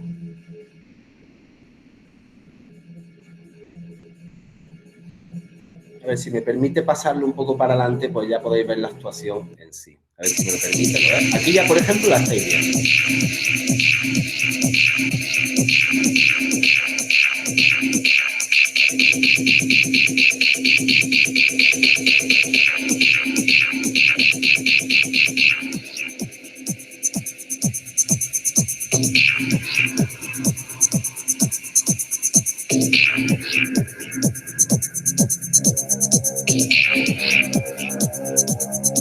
Bueno, la quito ya, que es viernes y me dejáis solo aquí al final. Como puedo tanta música, os vais y me dejáis solo. Venga, sigo. Podéis ver ese vídeo también sin problema, ¿vale? En YouTube, ¿vale? También. Perdonad, que es que no sé por qué. Ahora, ya. ¿Pero habéis escrito en el chat? Sí, un segundo. Me tengo que marchar, muchas gracias. No te preocupes, Ana. Cualquiera que se tenga que marchar, yo ya me he pasado de la hora, que era de 6 a 7 y soy consciente de que ya me he pasado, pero me queda muy, muy poquito, de verdad. Es muy, muy poquito lo que queda. Bueno, antes de... Ya os iba a presentar a Matthew Herbert directamente, si os parece. Porque ya creo que a Plastic.Man lo conocéis, aunque quería mostrar un pelín más un vídeo que me ha quedado, pero bueno, lo vamos a dejar si acaso luego al final. Vamos a pasar a Matthew Herbert. No sé si lo conocéis. El artista musical, perdonad, cuando escribí, un crack, exactamente, Félix, un crack. Matthew Herbert es artista musical, productor inglés, que aunque ha centrado su carrera profesional en la música electrónica con un corte más minimalista, también está inmerso en otros proyectos musicales de lo más variados, provocadores, transgresores y, por supuesto, irónicos. Su primera aparición pública fue en el 95, bajo el alias de Wish Mountain, y utilizando como instrumento una bolsa de patatas fritas. Esa fue su primera aparición como un alias, aparición pública para hacer música, una bolsa de patatas fritas. Después de 2 años, con el mismo nombre, también decidió enterrar este proyecto para centrarse en otro que se llamaba Radio Boy.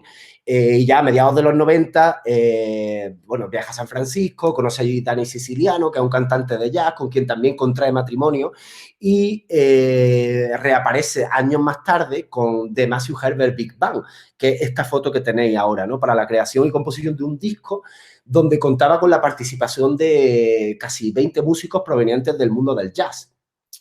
Y luego en el 2006 publica Scale, su disco más exitoso, digamos, hasta la fecha.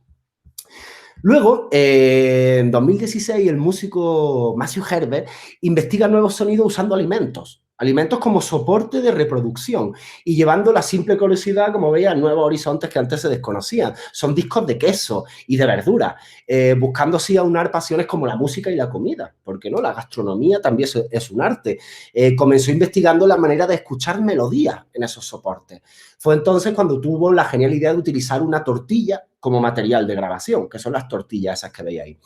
Alimentos que pueden ser pinchados bajo la aguja de un tocadiscos, reproducirlos y más tarde pues comértelos. El autor, además, británico, colega Matthew, se presentó en la Galería de Ciencias de Londres con este nuevo material musical, Sonido Comestibles, como lo llamaba, el título de este experimento creado por Herbert, ¿no? Donde utilizando tocadiscos y un sistema de altavoces consiguió sacar sonido a diferentes alimentos como una patata, un apio, una berenjena, queso, carne. Lo que parece una simple llamada de atención se realizó con el fin también de atraer a un público mayoritario y concienciarlos del consumo general de alimentos, ¿no? Que realizaba la sociedad occidental diariamente, así como su producción y su posterior creación de residuos. No ponía en cuestión todo esto. Hay una crítica social y, por supuesto, intelectual muy interesante en su transgresión, en su provocación. Dicho experimento no consistió tan solo en samplear con este material, sino en compararlo y ofrecer diferentes gamas de sonidos que estos podían llegar a reproducir.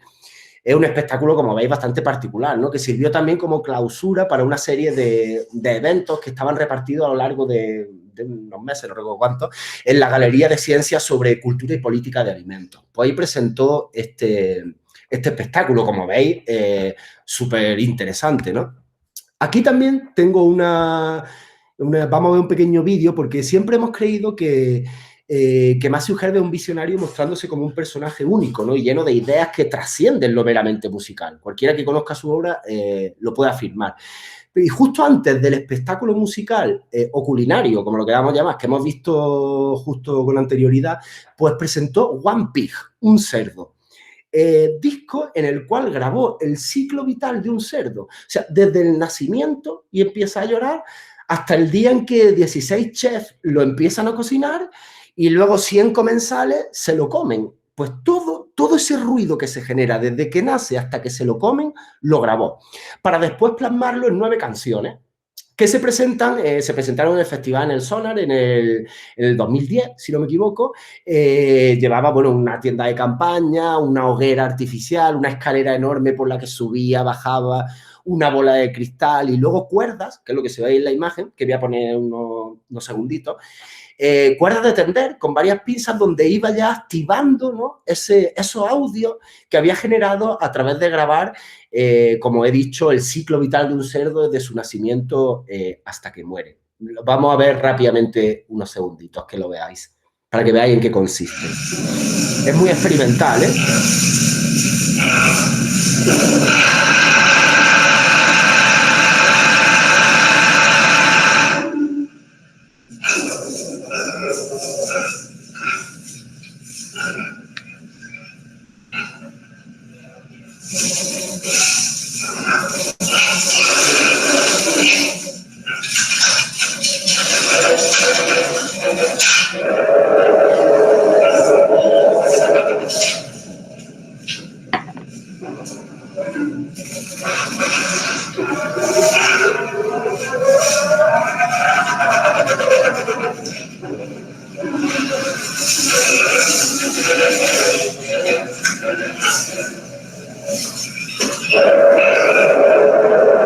Bueno, como veis, bueno, súper experimental, ¿no? Pero cómo consigue también lo que ha pasado con otros artistas, que la música se convierte también en algo escultórico. En este caso, las maquinarias, o la performance, o la escenografía que él hace para reproducir sus canciones es fundamental también para que se entienda el contexto. Y se convierte de nuevo la música en un objeto escultórico, ¿vale? Volvemos a algo que ya ha pasado con anterioridad. Perdona que no me deja pasar de diapositiva, lo pongo aquí, venga, aquí. Aquí tenemos unas palabras, prometo que es lo último que pongo ya escrito para que lo veáis, para ver esa intención, para esclarecer también la propuesta de Matthew Herbert. Él dice, la música nos dice cosas sociales, psicológicas, cosas físicas sobre cómo sentimos y percibimos nuestro cuerpo, de un modo que otras formas de arte no pueden hacernos sentir.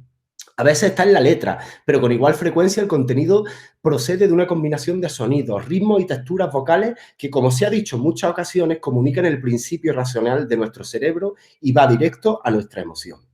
La música, y no hablo siquiera de las letras, nos cuentan cómo ve el mundo otra gente. Gente que no conocemos o que a veces incluso ya ha muerto, y nos lo cuenta de una manera no descriptiva. La música encarna la manera en la que la gente piensa y siente. Entramos en otros mundos, submundos, y aunque nuestra percepción de esos mundos no sea 100% precisa, descubrirlos puede dar lugar a una experiencia completamente reveladora. Como veis, está también a favor. Estos discursos, desde el primero que hemos visto, de Marcel Duchamp, Schopenhauer, Eric, todos buscan la transgresión, la provocación y están abiertos, ¿no?, a este tipo de cambios. Por eso también se han convertido en unos genios. Como podemos observar, la música es lo que cada uno necesita que entre por su oído, independientemente del formato, de la época, incluso independientemente del sonido, si lo hay o no lo hay. Como veis, lo importante ya es el gesto artístico, más que la creación en sí. Como Banksy, por ejemplo, por poner una analogía, cuando puso su cuadro en una subasta y automáticamente, en cuanto lo compraron, empezó a destruirse. Lo importante no es la obra de Banksy, sino el gesto de Banksy. Estaba generando una nueva obra de arte en una subasta de arte. Eso no se había hecho nunca. Y lo hace a través de la destrucción. Aquí hemos hablado de desaprender también. La destrucción va ligada a eso. Es más, Picasso ya decía que la necesidad de destruir está unida al acto creador, porque a veces cuando tenemos que crear no hay que dar pasos hacia adelante, a veces hay que darlo hacia atrás. También surgen nuevas experiencias. Por lo tanto, mirad qué imagen. ¿Quién se atrevería a decir, por ejemplo, esta es una obra, ¿no?, en que las gotas de leche materna caen golpeando el suelo? Pueden sonar armónicas. ¿Podía ser esto una canción? ¿Podía ser esto una pieza sonora? Más que una canción, llamémosle una pieza sonora.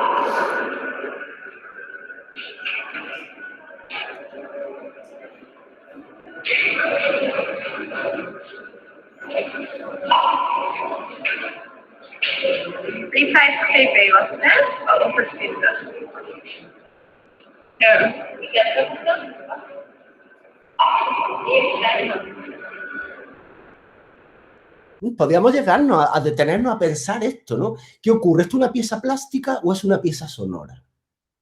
¿No? deberíamos de conocer, por supuesto, la intención del artista a la hora de crearla. Pero lo importante o lo interesante es cuestionárselo y entender que esto también puede ser una pieza sonora. Por supuesto, con un concepto detrás muy interesante. Que bueno, que habría que pararse, ¿no?, a hablar sobre Fontaine de Canansanor, y no es el momento ahora, pero sí quiero que veáis cómo creo que a través de la ponencia ya podemos entender esto como música, o incluso la versión de María Caña. María Caña es una artista que, bueno, es muy irónica también. El humor, el ironía y el absurdo, como habían estado muy presentes, porque es una forma de transgredir y de provocar. Han estado muy presentes en toda la ponencia. Si os pongo, por ejemplo, esta, aquí, María Caña juega, por supuesto, con la música, también con lo conceptual, con la ironía, con la crítica. Os la pongo, a ver qué os parece.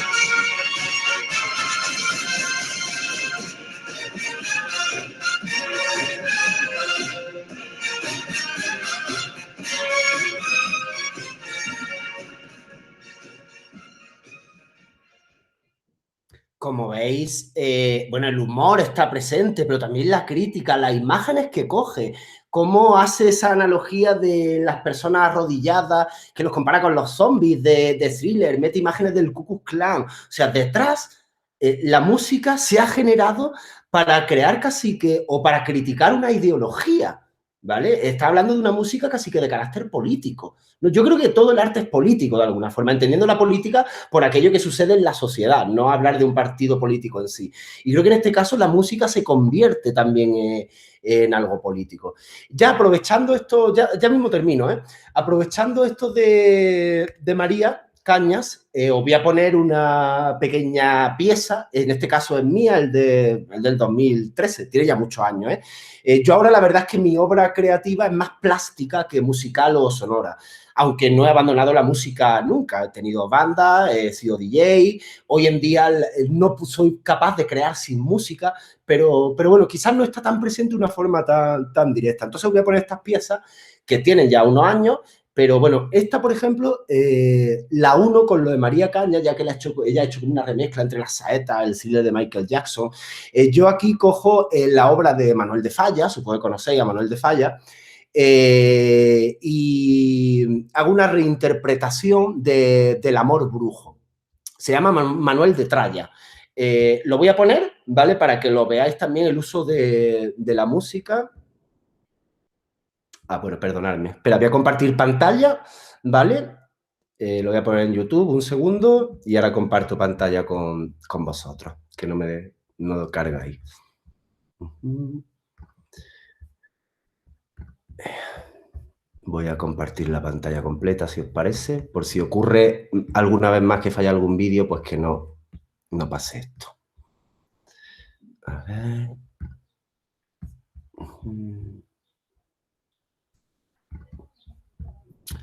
Ya he dejado de presentar. Voy a presentar ahora la pantalla completa, ¿vale? Para que así podáis verlo sin problema. Lo estáis viendo, ¿verdad? El YouTube. Venga, estupendo. Pues lo pongo desde aquí.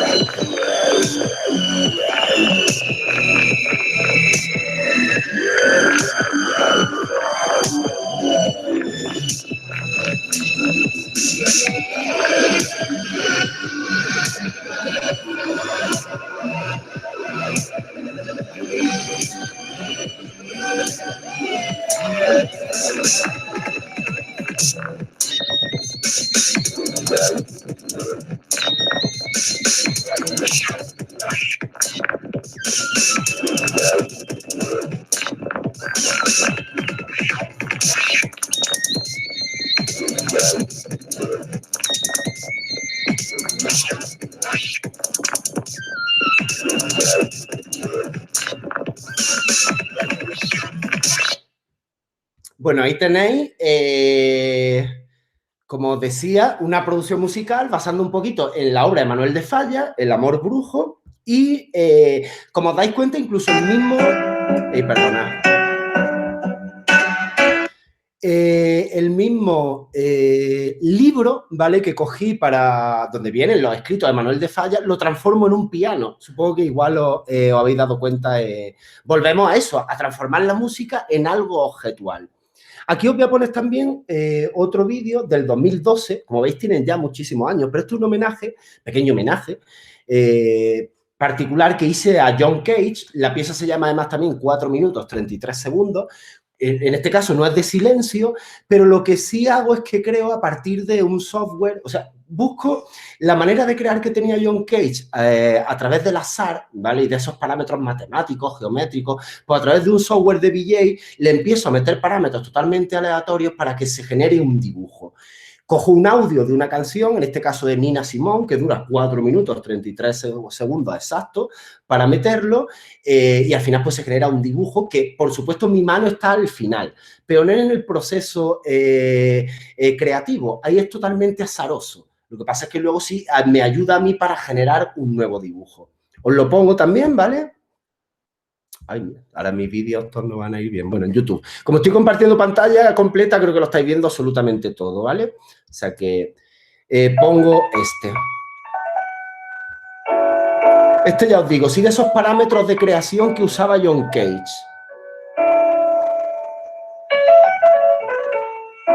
Creación azarosa y sin control.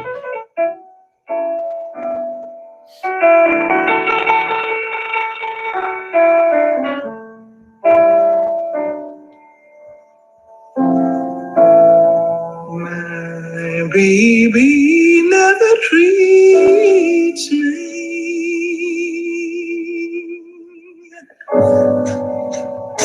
sweet and gentle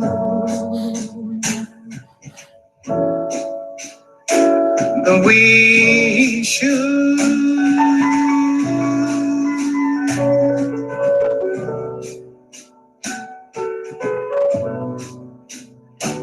I got it bad, that ain't good. No, that ain't good.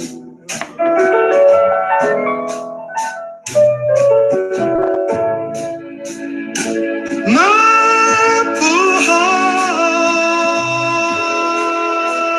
is sentimental.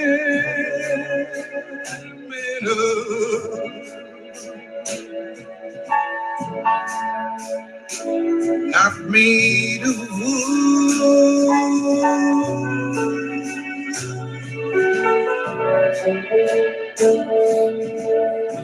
'Cause I've got it bad, and that ain't good.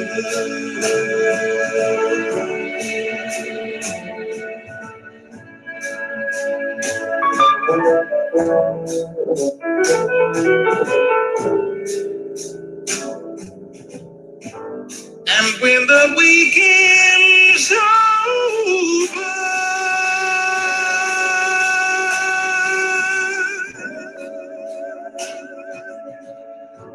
and Monday rolls around,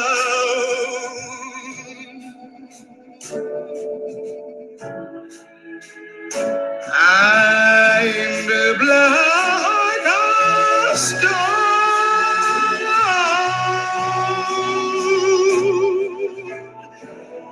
Just crying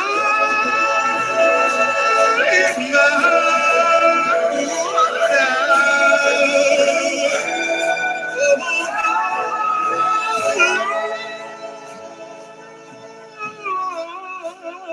But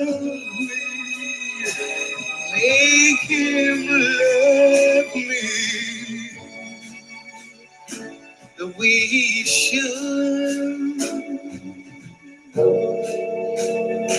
The way he should, because I've got it so bad,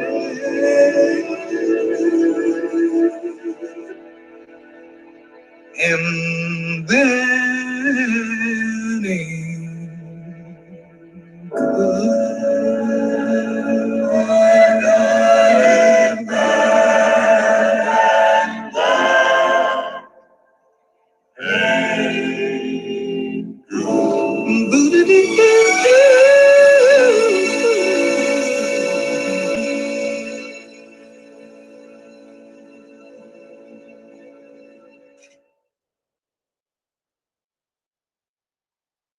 Bueno, esas líneas, ¿no?, que se generan por azar son las que me ayudan luego a mí a construir este dibujo más general.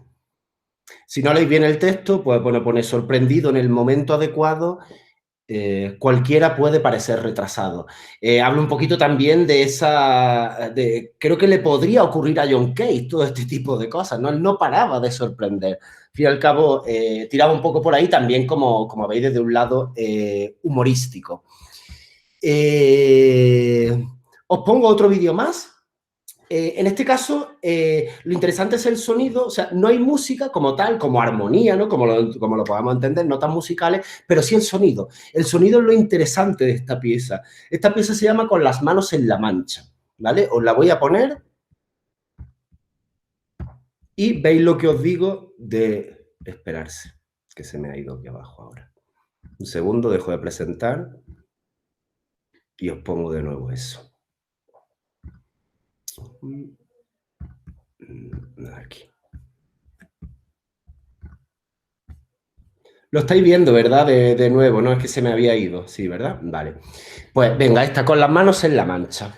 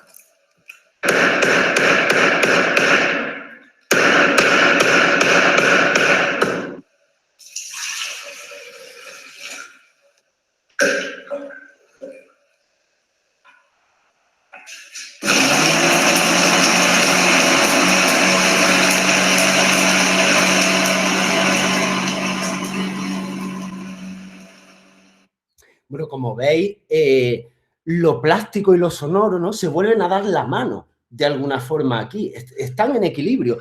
Incluso en la batidora, igual que en la silla de Glenn Gould acabó exponiéndose por lo particular que era, por ejemplo, yo esta pieza la acompaño con la batidora. Se ha convertido en un objeto escultórico también, cargado de sentimiento, de sensibilidad y, por supuesto, eres el instrumento también para la creación de esa pieza. Y creo que ya he terminado. Bueno, voy a poner simplemente para que, como he mostrado unos vídeos y hoy me muevo ya dentro, mi obra artística se mueve ya dentro de un mundo más objetual, aunque también está la música presente. Por ejemplo, aquí tenéis una pieza mía, prólogo a una coreografía social. Algunos de aquí sois más jóvenes y no sé si lo habéis hecho, pero los demás, esto era una coreografía nuestra. Íbamos por la calle rebobinando las cintas, se nos veía en las puertas de las casas, pues con tu bolígrafo, tu mano, y se había convertido en una coreografía social. Pues yo tenía la necesidad de representarlo, porque como hemos dicho, los sonidos, la música representa una sociedad, lo dijimos al principio de la ponencia. Pues aquí vemos eso reflejado. Algunos lo entenderán, los más jóvenes probablemente no sepan ni lo que es, no sabemos ni lo que estén hablando, pero bueno, representa un momento específico. O aquí, por ejemplo, también hay otra en la que a uno...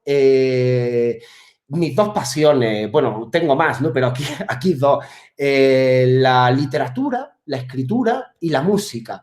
Para ello uso el objeto. Cojo, como veis, unas máquinas de escribir, un escritorio. La peana la estoy convirtiendo en escritorio. Como veis, también dije al principio que el pintor huye del caballete, el escultor de la peana. Aquí se está haciendo eso, te están teniendo en cuenta otros elementos para darle más sentido a todo. Ya no estamos en una peana tradicional, sino que el propio escritorio se convierte en peana para dar más sentido a la pieza. Y las dos máquinas forman un bandoneón, un instrumento musical típico del tango de Argentina. Pues esa es otra de mis pasiones, y también para que veáis un poquito eso, cómo la música sigue presente también en mi obra, lo que pasa es que desde una parte más objetual. Y ya he terminado. Qué alegría os habrá dado que haya terminado ya. Disculpar porque ha durado 2 horas y de verdad os lo agradezco. Voy a dejar de compartir, ¿vale?, si os parece, porque así no os veo en bucle. Dejo de presentar. Y bueno, si tenéis algo que comentarme, aunque Luis veo que está deseando de irse, con la cara que le estoy viendo está deseando de irse. Si tenéis, comentarme o aportar algo, porque yo no soy un músico profesional. Yo soy un enamorado de la música, que he tenido mis grupos, todo, pero aquí los profesionales sois vosotros, sois los que estáis ahí. O sea que si conocéis alguna experiencia más, si queréis compartirla, ahora por internet podéis compartir, o si no, si queréis acabamos ya, simplemente os doy voz, ¿vale? Para que sepáis que la tenéis, ¿vale? O sea que, adelante. Nadie habla.